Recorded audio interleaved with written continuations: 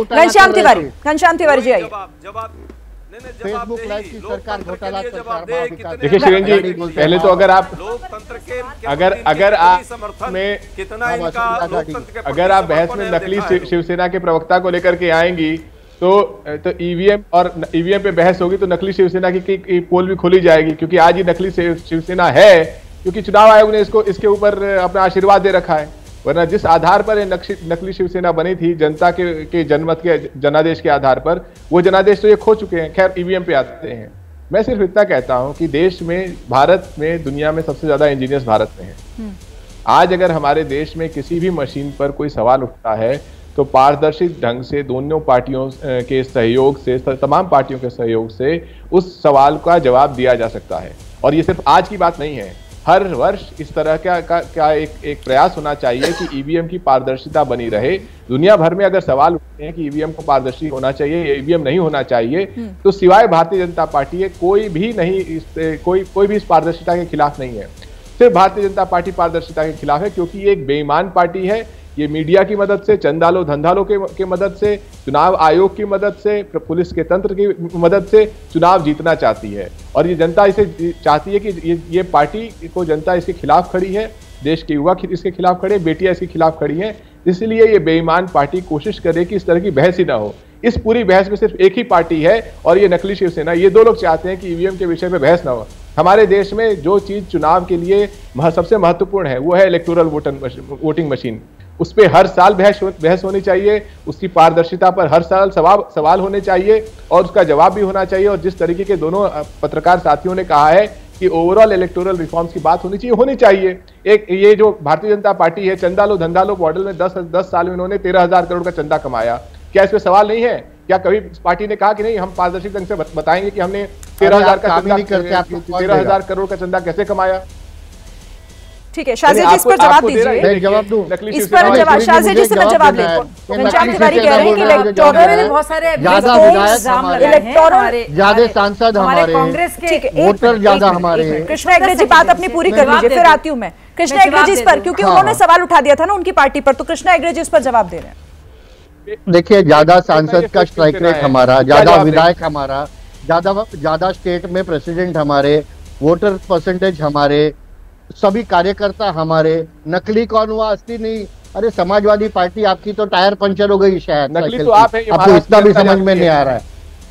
अरे सब जानती है, इसके लिए ज्यादा वोट हमको मिला है, ज्यादा वोट हमको मिला है, परसेंटेज ऑफ वोट भी हमको ज्यादा मिला है। परसेंटेज आप टायर पंचर की बात कर रहे हैं लेकिन नतीजे तो कुछ और बता रहे हैं। ठीक है, चलिए अब मैं शाजिया जी के पास आऊं और फिर से ईवीएम की बात कर लेते हैं। ईवीएम की बात हम कर रहे हैं और देखिए शाजिया जी, एक बार फिर से घनश्याम तिवारी भी वही बात कर रहे हैं कि इलेक्टोरल रिफॉर्म की बात होनी चाहिए। बाकी पार्टियां तैयार हैं, दिक्कत अगर किसी को है तो वो है बीजेपी।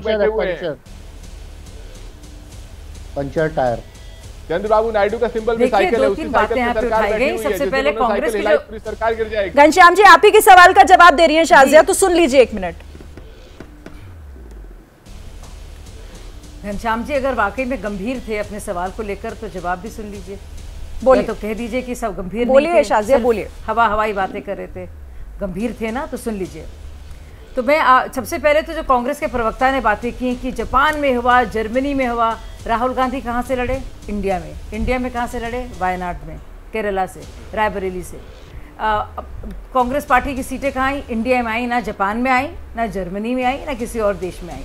तो दुनिया भर आप घुमाते रहते हैं, घूमते रहते हैं और अब मांगते रहते हैं मदद सबसे, तो ना मांगिए। देश में देश हमारा पूरी तरह से सक्षम है। दूसरी बात आपने बहुत बार कही इस बात को कि क्यों नहीं इसमें संज्ञान लिया जाता, जेपीसी क्यों नहीं होती। तो और आपने ईडीआर का भी जिक्र किया, उसमें आपको पता है जस्टिस दीपांकर जी ने क्या कहा है? उन्होंने कहा है कि बार बार आंख मूंद कर अविश्वास का माहौल पैदा करने से संदेह बढ़ता है।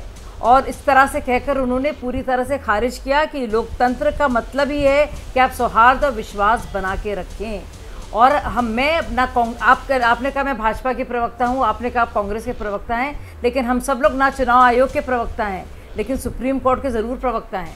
लोकतांत्रिक जो हमारी प्रणाली है और उसकी जो सच्चाई है, उसकी जो योग्यता है, उसके हम सब लोग जो हैं पूरी तरह से प्रवक्ता हैं। सुन लीजिए आप, भाजपा और कांग्रेस के होने के साथ साथ तो इससे इस जिम्मेदारी से ना भागिए।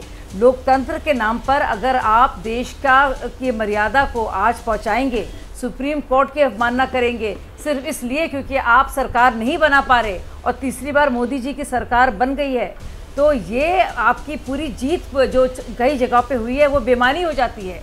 और कम से कम यकीन तो कीजिए कि राहुल गांधी जीत सकते हैं। आपको क्या यकीन नहीं आ रहा है कि अखिलेश यादव जीत सकते हैं? इतना अविश्वास अपने नेताओं पे तो ना करें। हम जानते हैं कि आपको यकीन नहीं है, देश को यकीन नहीं उनके ऊपर है, लेकिन आप तो यकीन कर सकते हैं अपने नेताओं पर। और सुनिए, सौरभ भारद्वाज बाकायदा टिन का डब्बा लेकर आए दिल्ली विधानसभा में और कहा कि गड़बड़ सड़बड़ हो रही है। उसके बाद ऑल पार्टी मीटिंग को बुलाया गया इलेक्शन कमीशन की तरफ से। जो बात आप अब कर रहे हैं, अगर थोड़ा पढ़ा लिखा होता आपने इसके बैकग्राउंड के बारे में तो आप ये बात नहीं कहते। और उसके बाद वहाँ पे कोई वहाँ पे पहुँचा नहीं, सिर्फ 3 पार्टियाँ वहाँ पे पहुँची थी। और उसके बाद जब पंजाब में भारी जीत हुई तो पूरा जो टिन का डब्बा जो लेकर आए थे वो दिखाने के लिए कि कैसे मैनिपुलेशन होता है, उन्होंने अलग हटा दिया, उसका जिक्र नहीं किया। लेकिन अगर विपक्ष बार-बार पारदर्शिता पर एकजुट होकर सवाल उठा रहा है, बाकी सारी पार्टियां, तो क्या उस पर विचार नहीं होना चाहिए?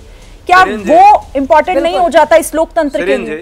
बिल्कुल नहीं, मैं तो और आगे नहीं, आप सही कह रही हैं शिरीन जी, आप बिल्कुल सही कह रही हैं। मुझे लगता है कि अगर इतना ज्यादा विचलित है विपक्ष पारदर्शिता को लेकर और उसको यकीन ही नहीं आ रहा है, तो शुरुआत कर देना अपने इस्तीफा देकर कि जब तक हम जो है पेपर बैलेट नहीं लाएंगे, हम लोकतांत्रिक प्रणाली का हिस्सा ही नहीं होंगे, क्योंकि हमें यकीन ही नहीं है कि करें। मैं तो खुद ही कह रही हूँ, इस बात को आगे ले जाएं। अजय उपाध्याय डिजाइन कर रहे हैं अखिलेश यादव, कह रही है कि आपका ये सवाल आपकी जीत को ही बेमानी कर देता है, आपकी जीत पर ही फिर प्रश्न खड़ा कर देता है। साजिया जी ने कहा लगातार कि सुप्रीम कोर्ट की बात, हम लोग सुप्रीम कोर्ट को पूरा मानते हैं। सुप्रीम कोर्ट को कौन कितना मानता है, भाजपा के लोग और सरकार में बैठे लोग। इलेक्ट्रोल बॉन्ड का पूरा नाटक जब चला तो सबने देख लिया। आज भी जो परिस्थितियां हैं पूरा देश देख रहा है कि जब उनके फेवर में आता है फैसला तो सुप्रीम कोर्ट अच्छा हो जाता है, अदरवाइज हमेशा सुप्रीम। फिर बीच में फिर शुरू हो गई, फिर शुरू हो गई। ये क्या आदत है? ये कौन सा आदत है? ये कौन सा आदत है आपकी? ये गजब आदत है। ये गजब आदत है। झूठ बीच में आप डाइवर्ट हो जाती हैं। अरे भाई, मुद्दों पर बात हो रही है ना, आप बीच में शुरू हो जाती हैं। ये कौन सा संस्कार दिया है आपने? पहले तो आपके संस्कार नहीं थे, आम आदमी पार्टी में थी तो आप ठीक थे। भाजपा का संस्कार यही हो गया आपको, भाजपा यही संस्कार दे दिया कि बीच में संवाद नहीं होना चाहिए, बातचीत नहीं होनी चाहिए। कौन संस्कार दे दिया? ये साजिया जी को कौन सा संस्कार भाजपा में मिल गया है? मैंने भाजपा में जो संस्कार है वही मिला है। मोदी जी ने यही संस्कार दिया है, या भाजपा के लोग आरएसएस का यही संस्कार दिया है। आप लगातार बोलेंगे तो ये चर्चा में हो ही नहीं पाएगी ना, बोलने नहीं दूंगी, कोई नहीं सुन पाएगा।